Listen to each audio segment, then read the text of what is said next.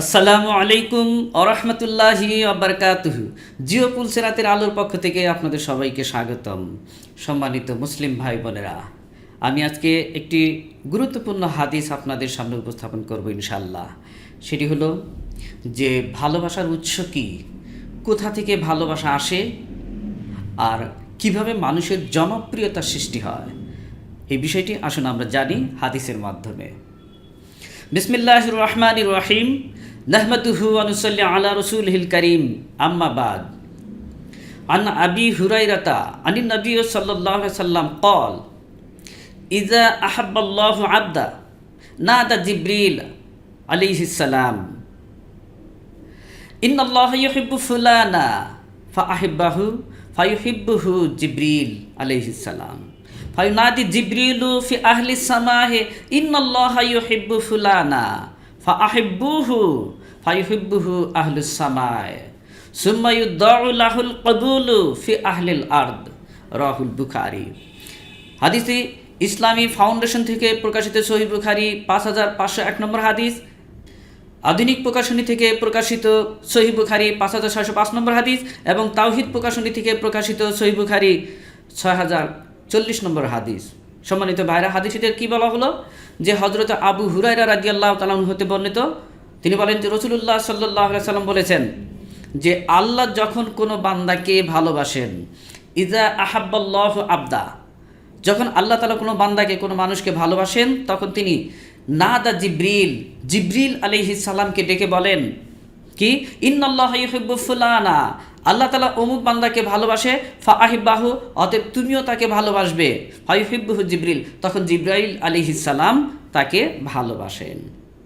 এরপরে ফায়ুনাদি জিবরিলু ফি আহলি সামায়ে, তখন তিনি জিবরিল আলাইহিস সালাম আবার আসমানবাসীকে ডেকে বলেন যে কি বলেন, যে ঘোষণা করে দেন, ইন্নাল্লাহা ইউহিব্বু ফুলানা, আল্লাহ তাআলা অমুক বান্দাকে ভালোবাসেন, ফাআহিব্বুহু, অতএব তোমরাও তাকে ভালোবাসবে, ফায়ুহিব্বুহু আহলুস সামায়ে, এরপর সেই আসমানবাসীও তাকে ভালোবাসে। এরপর বলেছেন কি, যে ইউদাউ লাহুল কবুলু ফি আহলিল আরদে, এরপরে আল্লাহ তাআলার পক্ষ থেকে দুনিয়াবাসীর মধ্যে তার জন্য জনপ্রিয়তা সৃষ্টি করা হয়। সম্মানিত ভাই বোনেরা, হাদিসেতে আমরা এখান থেকে কি জানলাম, যে আল্লাহ যদি কোনো বান্দাকে ভালোবাসেন, আল্লাহ তাআলা কোনো মানুষকে যদি একবার ভালোবেসে ফেলেন, তখন তার জন্য 3টে কল্যাণকর ঘটনার কথা বলা হয়েছে, 3টে কল্যাণ লাভ করে ফেলে ওই বান্দা। সেটা কি, 1 নম্বর হলো যে জিবরিল আলাইহিস সালামকে ডেকে আল্লাহ বলেন যে আমি অমুক বান্দাকে ভালোবাসি, এখন তুমিও তাকে ভালোবাসবে, তখন জিবরাইল আলাইহিস সালাম তাকে ভালোবাসেন।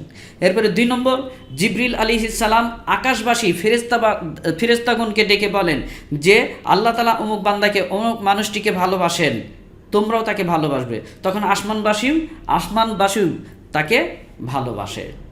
এরপরে সর্বশেষ যে বিষয়টি বলা হয়েছে সেটি কি, যে আল্লাহ তাআলার পক্ষ থেকে এই দুনিয়াবাসীর মধ্যে ওই বান্দার জন্য আল্লাহ কি তৈরি করেন, জনপ্রিয়তা তৈরি করে দেন, পপুলারিটি তৈরি করে দেন, তার সম্মান মর্যাদা উঁচু করে দেন, বৃদ্ধি করে দেন। সম্মানিত ভাই বোনেরা, এখানে 3টি বিষয় এসেছে একজন বান্দার জন্য, যদি আল্লাহ তাআলা ভালোবাসেন।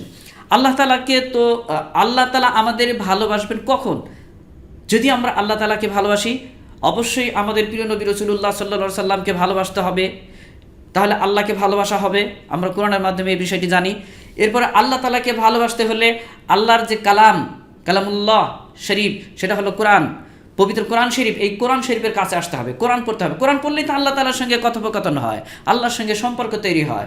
সুতরাং আল্লাহ তাআলার ভালোবাসা পেতে হলে কোরআনের কাছে আসতে হবে, কোরআন পড়লে আল্লাহ তাআলা আমাদেরকে ভালোবাসবেন। সুতরাং আল্লাহ যদি আমাদের কাউকে ভালোবাসেন, সঙ্গে সঙ্গে 3টা কল্যাণকর দিক আমরা লাভ করতে পারি, হাদিস থেকে জানতে পারলাম। বিশেষ করে আমরা এই যে পৃথিবীতে জনপ্রিয়তা চাই, সফলতা চাই, মর্যাদা চাই, সম্মান চাই, আকাশচুম্বী আমরা সফলতা চাই, কিন্তু এটা কি এমনিতে সম্ভব? এটা আমরা কে না চাই, এটা সম্ভব। এই হাদিস থেকে যেটা আমাদের নির্দেশনা দিচ্ছে, আমরা বলতে পারি যে we can see it is a motivational হাদিস। আমরা বলতেই পারি এই হাদিসটা একটা অনুপ্রেরণামূলক হাদিস। আমাদের জীবনে যাদের হতাশা আছে, তাদের সেই হতাশার মধ্যে আশার আলো জ্বালিয়ে দিবেন। তাদের মধ্যে যে আশার বাণী, সেটা এই হাদিস থেকে আমরা জানতে পারি। কি, আল্লাহ তাআলা যদি একবার আমাদেরকে ভালোবাসেন তাহলে আমাদের তো আর কিছুই চাওয়ার থাকে না। ভালোবাসার উৎসই আল্লাহ তাআলা। পৃথিবীতে যে ভালোবাসা, এই ভালোবাসার কতটুকু, কিন্তু সমস্ত ভালোবাসার উৎস, ভালোবাসার সমুদ্র, ভালোবাসার ভান্ডার আল্লাহ তাআলার মধ্যে। সেই আল্লাহ তাআলা তার ভালোবাসার মধ্যে থেকে যদি আমাদেরকে ভালোবাসেন, তাহলে সেই ভালোবাসাটা কত বড়, আউট অফ ইমাজিনেশন, কল্পনাতীত।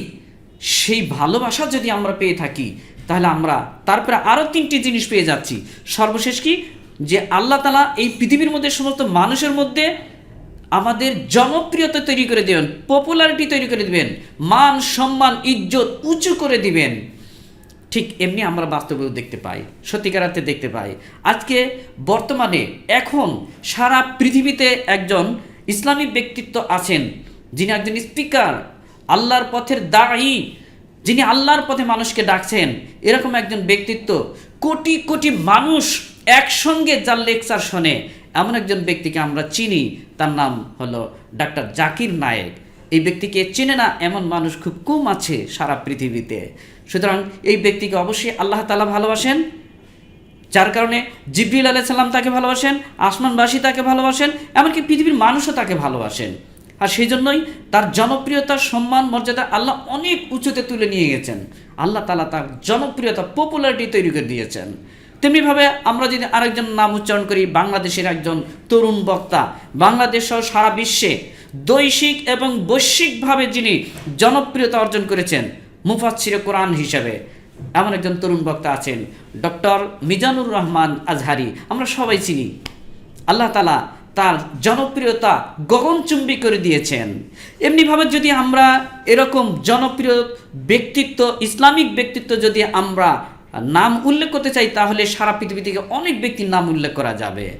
আমরা এত ব্যক্তির নাম উল্লেখ করতে চাই না।